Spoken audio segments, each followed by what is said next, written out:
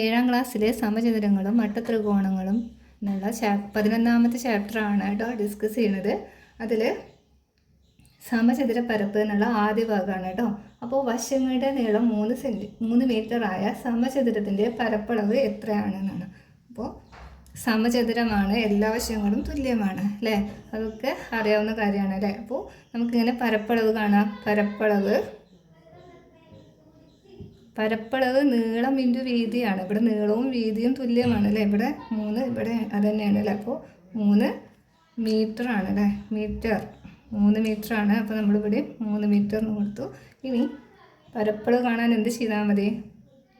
നീളം ഇൻറ്റു വീതി അല്ലെങ്കിൽ വശം ഇൻറ്റു വശമാണ്. അപ്പോൾ അങ്ങനെ വെച്ചാൽ നീളം 3 ഇൻറ്റു 3 9 ആണല്ലേ. 9 എന്ത് വരും? ചതുരശ്ര മീറ്ററിന് വരും കേട്ടോ. അപ്പോൾ ഇനി ഇവിടെ 4 ആയിരുന്നെങ്കിൽ എന്തായിരിക്കും വരിക? 4 ഇൻറ്റു 4. ഇവിടെ 5 ആയിരുന്നെങ്കിൽ 5 ഇൻറ്റു 5. അപ്പോൾ നമ്മൾ ഇതിന് ഒരു കാര്യം മനസ്സിലാക്കാൻ പറ്റും. സമചതുരത്തിൻ്റെ പരപ്പളവ് കാണാൻ എന്ത് ചെയ്താൽ മതി? അതിൻ്റെ എന്താണോ അതിൻ്റെ സൈഡ്, അതിൻ്റെ വശം, അതേ നമ്പർ കൊണ്ട് ഇൻറ്റു ചെയ്താൽ മതി അല്ലേ, ഗുണിച്ചാൽ മതി. നമുക്ക് മനസ്സിലാക്കാൻ പറ്റും. അപ്പോൾ നീളം 1.5 മീറ്റർ എന്ന് പറഞ്ഞിട്ടുണ്ട് കേട്ടോ. 1.5 മീറ്റർ. അങ്ങനെയാണെങ്കിൽ എന്താണ് പരപ്പളവ് എങ്ങനെ കാണുക? 1.5 ഇൻറ്റു 1.5. ഇത് നമ്മളെങ്ങനെ മാറ്റി എഴുതുക?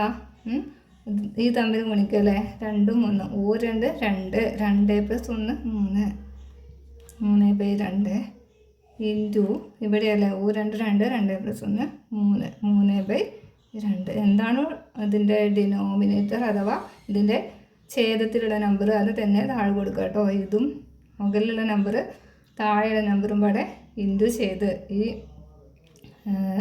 അംശം ഇതിലൂടെ കൂട്ടുക കേട്ടോ. അപ്പോൾ നമുക്കിതിനെ ഇൻറ്റു ചെയ്യാം. 3 ഇൻറ്റു 3 9, 2 ഇൻറ്റു 2 4. നമുക്കിതിനൊന്ന് ഹരിക്കാം. 4 8 ബാക്കി 1. നമ്മളിതിനെ എങ്ങനെ മാറ്റി എഴുതാം? ഈ കിട്ടിയ നമ്പർ 2 ഇതിവിടെ കൊടുക്കും. ഇതിൻ്റെ ഈ അംശത്തിലുള്ള നമ്പർ ഛേദത്തിലുള്ള നമ്പർ മാറില്ല, അത് താഴെ കൊടുക്കും അല്ലേ. അതായത് താഴെ ഡിനോമിനേറ്ററിൽ കൊടുക്കും. ഇത് 1 അല്ലേ. ഈ ശിഷ്ടം മുകളിലേക്ക് വരും. 2 1/4 എന്ന് വരും കേട്ടോ. അത്രയും മീറ്റർ. ഇനി അതിൽ 1.2 ആയ നീളം 1.2. അതായത് അപ്പോൾ എന്താ വരിക? പരപ്പളവ് എന്ത് വരും? 1.2 ഇൻറ്റു 1.2. നിങ്ങൾക്ക് 12 ഇൻറ്റു 12 ചെയ്തിട്ട് എത്ര സ്ഥാനം നീക്കാം? 2 സ്ഥാനങ്ങൾ നീക്കി കൊടുക്കാം. അതല്ലാന്നുണ്ടെങ്കിൽ ഇങ്ങനെ ചെയ്യാം കേട്ടോ. 1.2 നമ്മൾ മാറ്റി എഴുതുമ്പോൾ, അതായത് ഇതൊരു ദശാംശ സംഖ്യയാണ് അല്ലേ. ഇതിൻ്റെ ഭിന്നസംഖ്യയ്ക്ക് മാറ്റുമ്പോൾ എന്താ വരിക? 12. ഇത് ഒരു സ്ഥാനമാണല്ലേ. അപ്പോൾ ഇവിടെ 10 ഇട്ട് കൊടുക്കും. ഇൻറ്റു ഇവിടെ അതെ. ഇനി 12 ഇൻറ്റു 12 144/10 ഇൻറ്റു 10 100 അല്ലേ. ഇനി ഇങ്ങനെ വന്നാൽ നമ്മൾ എന്താ ചെയ്യുക? ഇതൊരു ഭിന്നസംഖ്യയാണ്. ഇതിൻ്റെ ദശാംശ സംഖ്യ കാണാൻ ഈ നമ്പർ അതുപോലെ കൊടുക്കും. പിന്നെ എത്ര സ്ഥാനം നീക്കണം? 2 സ്ഥാനം നീക്കണം അല്ലേ. 1 2. അതാ 1.44 മീറ്ററാണ് കേട്ടോ.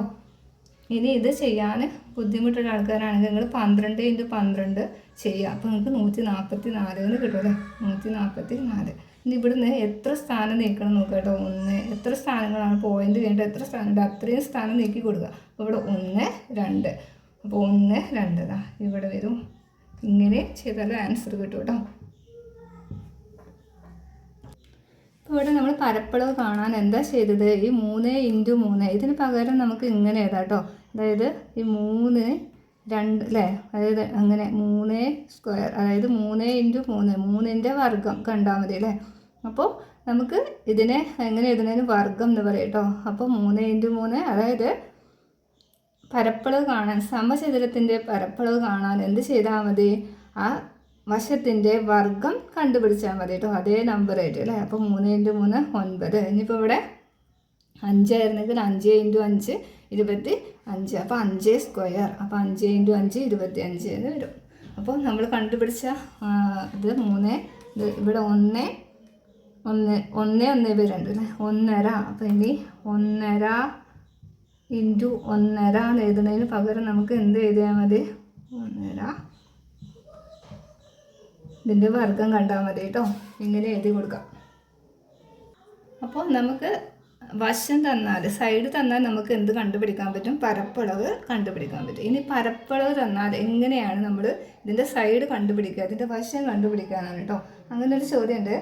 25 ചതുരശ്ര സെൻറ്റിമീറ്റർ പരപ്പളവുള്ള സമചതുരം വരയ്ക്കാൻ വശങ്ങളുടെ നീളം എത്ര ആയിരിക്കണം എന്നാണ് ചോദ്യം. അപ്പോൾ എന്താണ് തന്നിട്ടുള്ളത്? പരപ്പളവാണ് 25 ചതുരശ്ര സെൻറ്റിമീറ്റർ തന്നിട്ടുള്ളത്. അപ്പോൾ നമ്മൾ എങ്ങനെയാണ് ഇതിൻ്റെ സൈഡ് കണ്ടുപിടിക്കുക, ഇതിൻ്റെ വശം കണ്ടുപിടിക്കുക? നമുക്കറിയാം പരപ്പളവ് എന്ന് പറഞ്ഞാൽ അതായത് സൈഡ് ഇൻറ്റു സൈഡ്, വശം ഇൻറ്റു വശമാണ് അല്ലേ. അപ്പോൾ അതിൽ ഏതായിരിക്കും? ഒരേ നമ്പർ ഗുണിച്ചാൽ 25 കിട്ടുന്ന നമ്പർ ഏതാണ്? ഇവിടെ 5 അല്ലേ. അപ്പോൾ നമുക്ക് എന്തെടുത്താൽ മതി? ഇവിടെ ഈ 25ൻ്റെ എന്തെടുത്താൽ മതി? വർഗ്ഗമൂലം എടുത്താൽ മതി അല്ലേ. 25ൻ്റെ വർഗ്ഗമൂലം എന്ന് പറയട്ടോ. നേരത്തെ നമ്മൾ 5ൻ്റെ വർഗ്ഗമാണ്, 5ൻ്റെ വർഗ്ഗമാണ് എന്ത്? 25. അതായത് 5ൻ്റെ വർഗ്ഗം എന്ന് നമുക്ക് ഇങ്ങനെ എഴുതാട്ടോ. 5ൻ്റെ വർഗ്ഗമാണ് 25. അപ്പോൾ 25ൻ്റെ വർഗ്ഗമൂലം കണ്ടാൽ മതി. വർഗ്ഗമൂലമാണ് എന്ത്? 5 അല്ലേ. 25ൻ്റെ വർഗ്ഗമൂലമാണ് 5. അപ്പോൾ നമുക്ക് ഈ വർഗ്ഗമൂലത്തിന് ഇതാ റൂട്ട് വെച്ച് ഡിനോട്ട് ചെയ്യും. അപ്പോൾ നമ്മൾ 5. അപ്പോൾ നമുക്ക് ഇതിൻ്റെ സൈഡ് കിട്ടും എത്രയാണ്? 5 സെൻറ്റിമീറ്ററിന് കേട്ടോ. അപ്പോൾ അങ്ങനെയാണെങ്കിൽ ഇവിടെ എത്ര കൊടുക്കാൻ പറ്റും? 5. ഇതിൻ്റെ ഏരിയ എന്ന് പറയുന്നത് എത്രയായിരിക്കും? 25 സ്ക്വയർ സെൻറ്റിമീറ്റർ ആയിരിക്കും കേട്ടോ. ചതുരശ്ര സെൻറ്റിമീറ്റർ ആയിരിക്കും.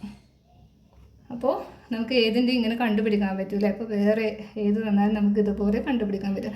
അപ്പോൾ നമ്മൾ സൈഡ് കാണാൻ, അതായത് സമചതുരത്തിൻ്റെ പരപ്പളവ് കാണാൻ വശത്തിൻ്റെ എന്ത് കണ്ടാൽ മതി? വർഗ്ഗം കണ്ടുപിടിച്ചാൽ മതി. വർഗ്ഗം എന്ന് പറഞ്ഞാൽ ഇതാ. അപ്പോൾ 4ൻ്റെ വർഗ്ഗം എന്താ വരിക? 4ൻ്റെ വർഗ്ഗം എന്ന് പറഞ്ഞാൽ 4 × 4 എന്നാണ് കേട്ടോ. 4 × 4 16. ഇനി 16ൻ്റെ വർഗ്ഗമൂലം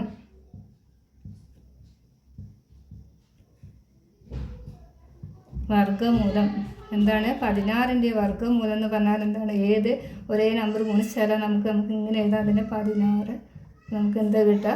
4 അല്ലേ. ഇനിയിപ്പോൾ 7ൻ്റെ വർഗ്ഗം എന്താ? 7 × 7. അപ്പോൾ നമുക്ക് 49 എന്ന് കിട്ടും. 49ൻ്റെ വർഗ്ഗമൂലം ചോദിക്കുകയാണെങ്കിൽ നമുക്ക് എന്ത് എഴുതാൻ പറ്റും? ഏത് 49ൻ്റെ വർഗ്ഗമൂലം എന്തായിരിക്കും വരിക? 7 അല്ലേ. അപ്പോൾ ഇതാ വേറെ ഏത് എക്സാമ്പിൾ വെച്ച് നിങ്ങൾക്ക് ചെയ്യാൻ പറ്റും കേട്ടോ. 7ൻ്റെ ആണെങ്കിൽ ഇതാ 7ൻ്റെ വർഗ്ഗം. ആദ്യം വർഗ്ഗം എന്താ, വർഗ്ഗമൂലം എന്താണെന്ന് അറിയെങ്കിൽ മാത്രം ഈ ചാപ്റ്റർ നിങ്ങൾക്ക് ചെയ്യാൻ പറ്റും. 7ൻ്റെ വർഗ്ഗം എന്ന് പറഞ്ഞാൽ എന്താണ്? 7 × 7 അല്ലേ, 49. അപ്പോൾ 49ൻ്റെ വർഗ്ഗമൂലം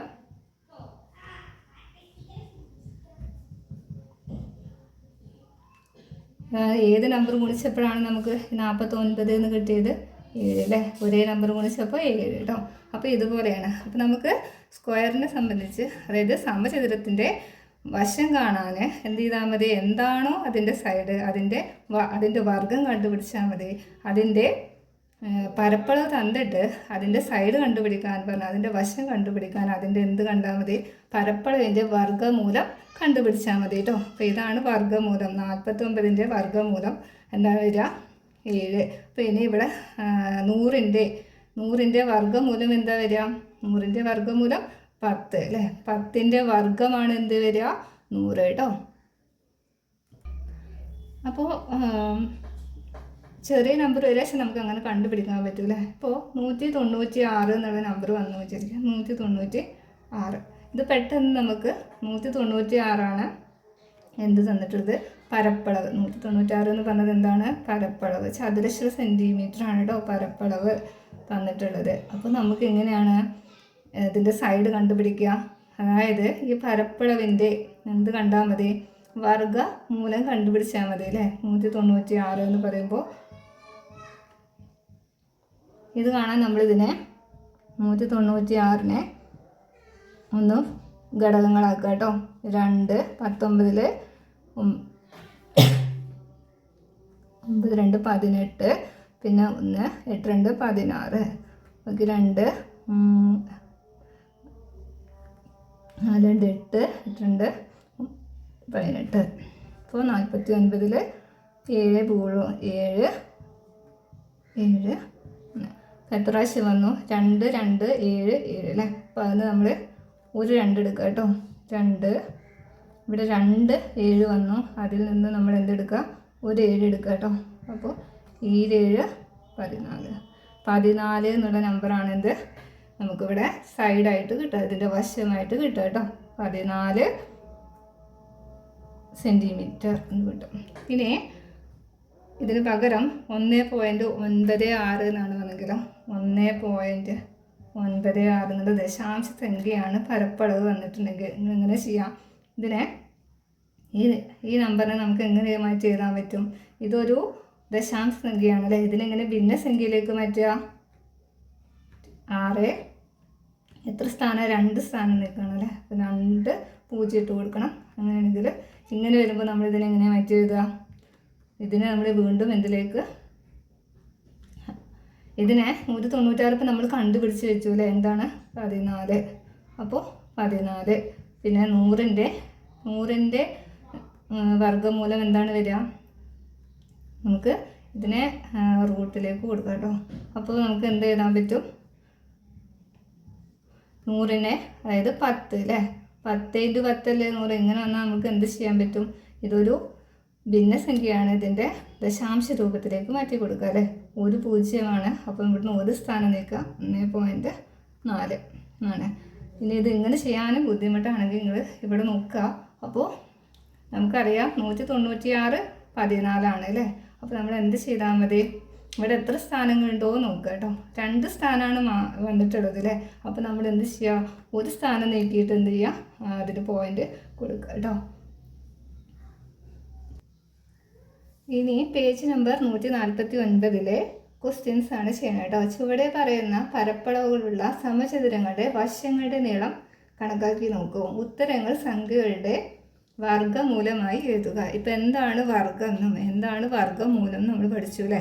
അപ്പോൾ നമുക്ക് ഇത് ചെയ്യാൻ പറ്റില്ലേ. 49 ചതുരശ്ര സെൻറ്റിമീറ്റർ. ഒന്നാമത്തെ ക്വസ്റ്റ്യനിൽ 49 ചതുരശ്ര സെൻറ്റിമീറ്റർ എന്നാണ് തന്നിട്ടുള്ളത്. നിങ്ങൾ ചതുരശ്ര സെൻറ്റിമീറ്റർ എന്ന് എഴുതി കൊടുക്കുക കേട്ടോ. അപ്പോൾ നമുക്ക് എന്ത് ചെയ്താൽ മതി? ഇനി ഇതിൻ്റെ പരപ്പളവാണ് അല്ലേ, പരപ്പളവാണ് തന്നിട്ടുള്ളത്. അപ്പോൾ നമ്മൾ ഇതിൻ്റെ വശം കണ്ടുപിടിക്കണം എന്നാണ് പറഞ്ഞിട്ടുള്ളത്, ഇതിൻ്റെ സൈഡ് കാണണം അല്ലേ. അപ്പോൾ നമുക്ക് എന്ത് ചെയ്താൽ മതി? ഇതിൻ്റെ വർഗ്ഗമൂലം എടുത്താൽ മതി അല്ലേ. 49ൻ്റെ വർഗ്ഗമൂലം കാണാം കേട്ടോ. റൂട്ട് 49ൻ്റെ വർഗ്ഗമൂലം ഏത് ഒരേ നമ്പർ ഗുണിച്ചപ്പോഴാണ് നമുക്ക് 49 എന്ന് കിട്ടുക? 7 അല്ലേ. 7 × 7 ആണ് 49. 7ൻ്റെ വർഗ്ഗമാണ് 49. 49ൻ്റെ വർഗ്ഗമൂലമാണ് 7. അപ്പോൾ വർഗ്ഗമൂലമായിട്ട് എഴുതാൻ ആൻസർ പറഞ്ഞിട്ടുള്ളത്. അപ്പോൾ നമ്മൾ 7 സെൻറ്റിമീറ്റർ എന്ന് കിട്ടും കേട്ടോ. ഇനി ഇതിൽ രണ്ടാമത്തെ ക്വസ്റ്റ്യൻ ഉണ്ട് അല്ലേ. ഇതിലത്തെ രണ്ടാമത്തെ ക്വസ്റ്റ്യൻ നോക്കാം കേട്ടോ. എന്താണ്? 169 സ്ക്വയർ 169 ചതുരശ്ര സെൻറ്റിമീറ്റർ എന്നാണ് കേട്ടോ. 169. അപ്പോൾ 169 ആണെങ്കിലോ 169 എന്ന് പറയുന്നത് എന്താണ്? നമുക്കിതിനെ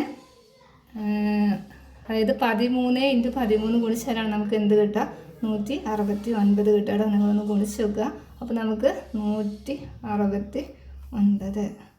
ഇതൊരു പ്രൈം നമ്പറാണ്, അല്ലാന്നുണ്ടെങ്കിൽ നമുക്ക് ഫാക്ടർ ആക്കാൻ പറ്റും.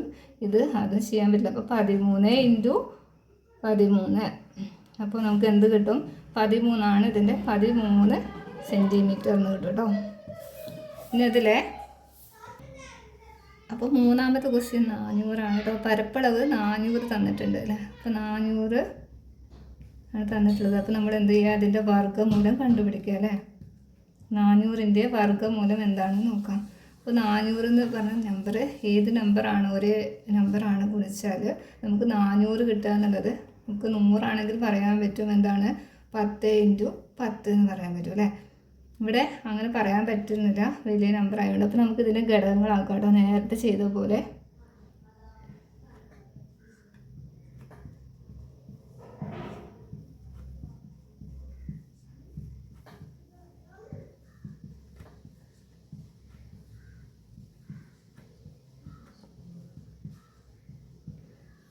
അല്ലേ, ഇങ്ങനെ കിട്ടും. അപ്പോൾ എത്ര പ്രാവശ്യം കിട്ടി? 2